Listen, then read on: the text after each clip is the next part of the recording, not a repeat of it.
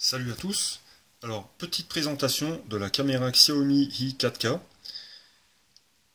Donc, je vais pas en fait me pencher sur des comparatifs GoPro et cette caméra, mais je vais plutôt essayer succinctement de vous parler en fait de ces différents modes et ce qu'elle propose, voilà, de manière générale, avec des, des- des- des situations, des mises en situation réelles, aussi bien photo que vidéo.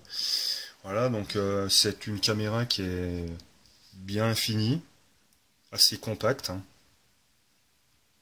C'est vraiment mini. On se demande comment ils arrivent à mettre autant de technologie là-dedans. Donc elle a un écran tactile, hein. Donc c'est quand même pas mal pour cadrer ses photos ou ses vidéos, hein. Donc il est une résolution qui est qui est acceptable, hein. Je sais plus, j'ai plus la résolution en tête, hein, mais c'est vraiment pas mal. La partie batterie se trouve ici. Donc la batterie elle prend une place quand même assez conséquente, hein, avec donc la carte micro SD, hein. On se demande comment ils arrivent à mettre autant de choses là-dedans, hein, parce que bon, quand on a enlevé la batterie, ben, on se retrouve avec un gros vide. Donc c'est quand même pas mal.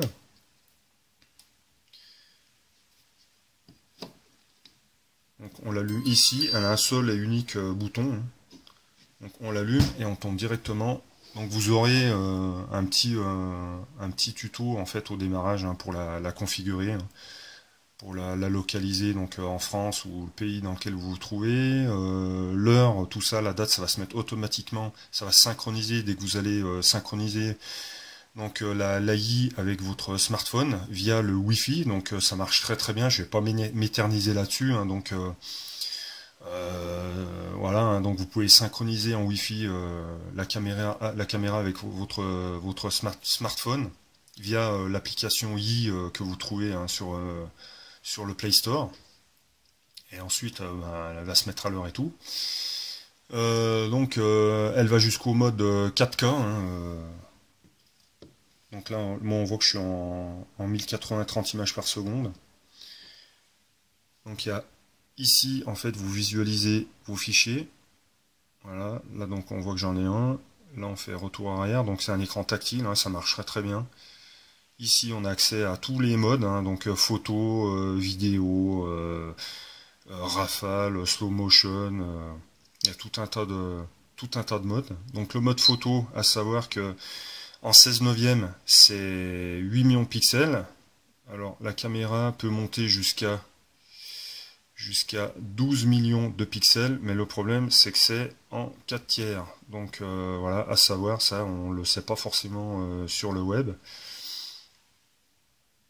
Voilà, donc ça c'est pour la photo. Il y a tout un tas de modes, hein, pour le réglage des blancs, pour la définition sharpness. Ça c'est tout ce qui a trait vraiment à la correction de l'image. L'exposition, quand il y a trop de luminosité, enfin c'est voilà. Par contre, elle n'a pas de mise au point. Donc c'est pas vraiment un appareil photo, hein. On peut pas faire la mise au point à un endroit puis se recaler sur le sujet. C'est une caméra, c'est pas un appareil photo. Donc voilà, il y a une correction aussi, une correction donc de la distorsion de l'image, hein, due à l'effet grand angle, hein. Donc si on veut se retrouver avec une image qui est pas courbée, donc on peut le faire. Donc ce mode là, cette fonction en fait touche aux deux modes vidéo et photo. C'est pas mal, mais bon, je trouve que l'image est pas forcément très déformée sans cette fonction. Donc voilà, ça c'est pour la photo. La vidéo, voilà. Donc on a le choix de la résolution jusqu'au 4K, 30 images par seconde. Voilà, voilà, voilà. Donc ça c'est du classique, hein. Bon, l'écran tactile, c'est vrai que ça rajoute quand même, c'est quand même pas mal. C'est quand même pas mal. Donc après on a le choix du nombre d'images par seconde.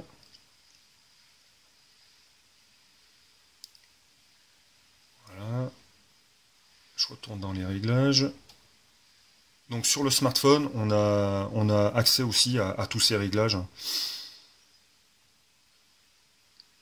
Donc le Wi-Fi, on-off, pour ajuster la distorsion de l'image.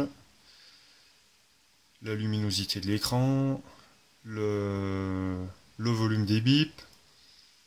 Donc ça, field of view wide, c'est vraiment grand angle. On a droit à trois possibilités.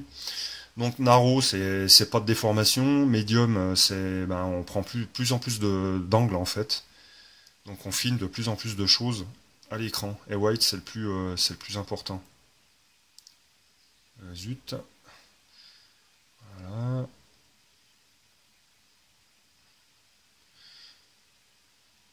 Les blancs, la couleur, ISO auto, sharpness, ça c'est une petite correction numérique en fait de l'image. Voilà, Electronic Image Stabilisation. Donc on a le choix de l'enlever ou de le laisser. C'est ce qui évite les petites secousses quand on court ou en VTT ou autre, hein, voilà, des sports qui font que la caméra va prendre des petites secousses. Donc voilà, sur la caméra, hein, je vais pas m'éterniser trop parce que sinon ça va faire une demi-heure de vidéo. Il n'y a pas grand chose d'autre à dire. Après, ben voilà, hein, je mettrai des images et des vidéos en situation pour que vous puissiez un petit peu vous rendre compte de la qualité. La qualité vidéo et photo qui, ma foi, a l'air vraiment très bien, quoi. Donc cette caméra est encensée par beaucoup de sites internet, dont les numériques, hein. Il y a énormément de vidéos diffusées sur la présentation de cette caméra. Donc voilà, donc je pense que c'est vraiment une bonne caméra, hein. Bah, surtout l'écran, quoi, c'est quand même pas mal, hein, l'écran tactile, franchement. Voilà, bah écoutez, à suivre. Et bah, profitez bien des quelques photos et vidéos que j'ai fait avec, donc avec cette caméra. À bientôt, ciao!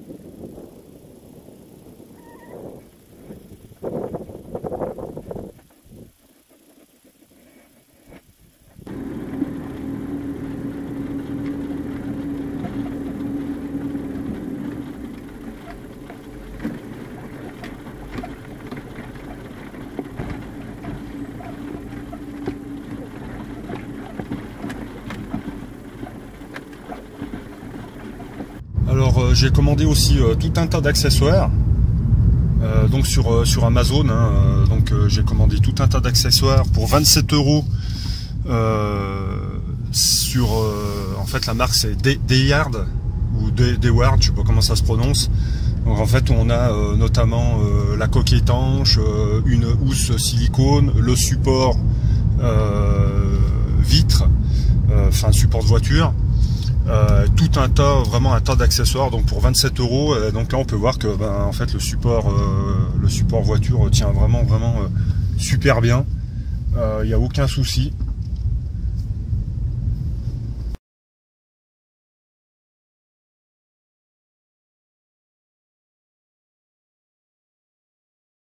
Oui, alors voilà, je vais pas en fait vous énumérer toute la liste des accessoires qu'il y a, hein, mais bon, les principaux recherchés en fait, hein, qu'on a tous besoin, c'est la coque étanche, hein. Voilà, donc elle est vraiment très bien finie. La housse silicone, hein, avec un cache objectif, hein. Mais alors là, la coque étanche, Elle est vraiment très très bien faite. Et en fait, ça altère pas du tout la qualité de la vidéo. Hein. Donc, c'est vraiment du costaud. Avec un joint. Avec des petits taquets en caoutchouc pour bien caler comme il faut la caméra à l'intérieur. Hein. Voilà. Elle est vraiment hyper bien calée. On a l'impression de fermer un pot de pâté. C'est vraiment bien fait. Voilà. On sent que c'est du costaud. Voilà. Et il n'y a absolument rien, aucun jeu. Elle est vraiment très très bien calée dedans. C'est vraiment... voilà. Je voulais vous faire part de la qualité donc du matériel Dayard hein, commandé sur Amazon. Alors là, en fait, j'ai la caméra à l'envers.